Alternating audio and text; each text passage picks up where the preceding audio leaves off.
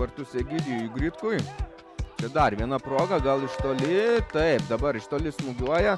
Smūgiavo Jaroslavas Šapovalovas, bet matysime. Vienas iš taikinių, aišku, yra Ogundu, kuriam stengsis pasiųsti kamuolį. Atmosfera. O čia koks smūgis!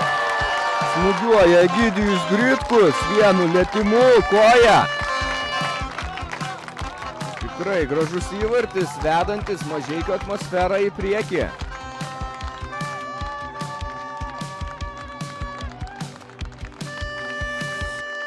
Varžovai be didelio vargo pasiėmė kamuolio, čia dar tokios erdvės priekyje.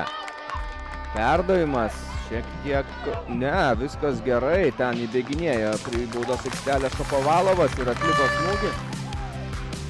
Čia nepavyksta iš karto gerai sukontroliuoti kamuolio, čia gali ir paskutinės vilties pražangą išvysime. Taip, raudona kortelė atmosferos žaidėjui. 20.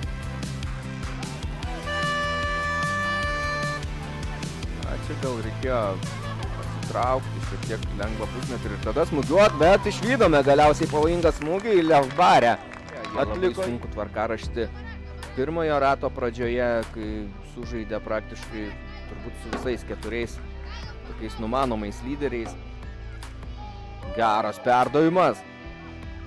Ir į išorinį vartų tinklą pataiko legionierius.